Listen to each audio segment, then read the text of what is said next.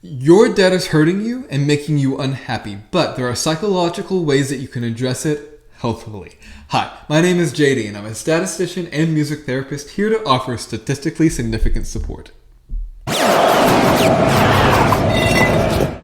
Being in debt is linked to mental disorders, depression, suicide, and substance abuse like problem drinking and drug dependence. But since the 1980s, student loan debt has increased, and the millennials have become the poorest generation with the most student loan debt. And student loan debt is severely impacting our personal and professional lives, especially for people with lower socioeconomic status. Now, it is true that having a good financial situation maintains a high life satisfaction, especially for those with liquid wealth. And an increase in income leads to an increase in happiness and well-being, particularly for hourly wage workers. It's also true that having more resources will help buffer a financial crisis and maintain happiness, but two different people will experience the same salary in two completely different ways. So one person might have an increase and start spending their money, which will lead to a poor financial situation down the road. But another person might take that increase and invest it and save it and lead to a better financial situation later on. So simply earning more and more money is not the best way about going about happiness.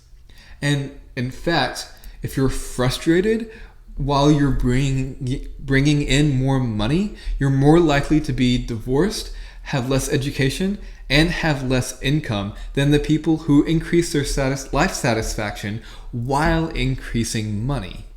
And it's not just about the money itself. People with $8 million are only moderately more happier than people with lower amounts of money. So what can you do with all of this? Well, you can maintain control. Maintaining control will help increase your life satisfaction.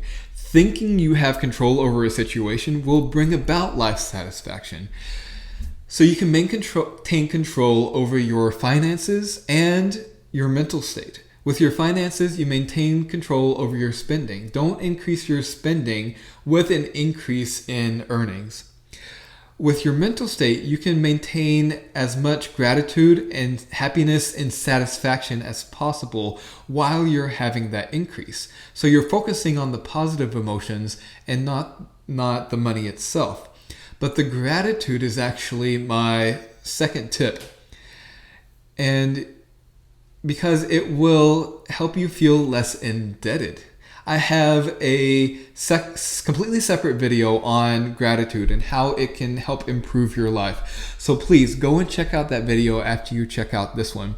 But some of the things you can do is do a gratitude list, make a gratitude journal. You can also feel gratitude while you're receiving money. This is something I do as often and as consistently as possible because it helps me focus on the positive emotions. So it doesn't matter if I bring in 1 penny or $1,000. I will stop and I will feel grateful for that amount of money coming in. Now, in real life, it comes about slower than what I'd like. So I practice this with video games. With Legend of Zelda, I will get 1 rupee and I will stop and I will be grateful for that rupee coming in. And I will feel as much pleasure and enjoyment out of that as possible. And it doesn't matter if it's 1 rupee or 1,000 rupees. I will focus on that positive emotion. And that's the third tip that I have, is to focus on something other than money. Particularly focus on time rather than money. Because earning more money doesn't necessarily lead to greater well-being. Well-being might peak at medium salary, but will plateau at upper quartile salaries. And being exposed to wealth leads to not enjoying the smaller pleasures, like you're less likely to enjoy chocolate after being exposed to wealth. However, using money to buy time will help protect your life satisfaction during time crunches, and prioritizing time over money leads to believing your well-being is higher. So I want you to separate the concept that you have to work a certain amount of time, so many hours, to make a certain amount of money. Thinking that time is money will lead to impatience and less enjoyment. And given the choice between money and time, choosing time is more common. It's probably what I would, choosing money is more common, and it's probably what I would want to choose too. But choosing time is connected to greater happiness. Happier people focus on increasing their time. They have just the right number of things to do, and they know how to spend their time. They know when to spend time with people and when to be alone. And spending time with people is actually my fourth tip. You want to put people first, not money. Because the good news is connectedness helps during a financial crisis. It also helps maintain well-being during a financial hardship to transition into financial comfort. So I want you to go check out my video on connectedness because that provides some non-financial ways to connect with people. But two of those include meditating, and there's a meditation guide in that video. But the third is to engage in an active hobby with other people. Now, if you have just a little bit amount of spending money that you want to spend, you can increase your happiness by spending your money on other people, especially if you're spending it on basic human needs. So go and spend your money on somebody's groceries or gas money for somebody's car. But if you're like me and spending money hurts, it's going to hurt less to spend your money on experiences than on material items. So go out and spend your money on an experience with another person. Go do a hobby. Go do something active with somebody because that's going to connect your bond, and that's going to be a much stronger bond later on.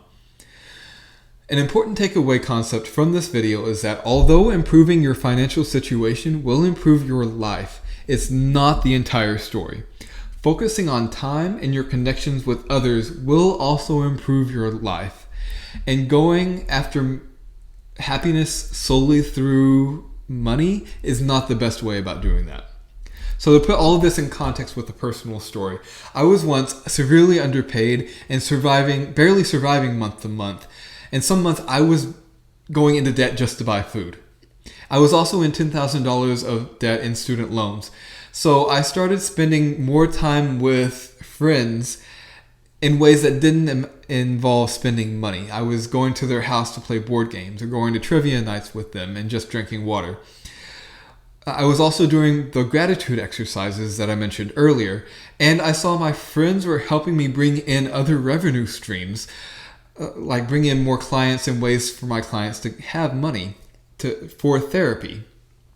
I also brought in a higher paying job, and in 1 year, I was completely out of debt, and by 2 years, I had a 6-month emergency fund.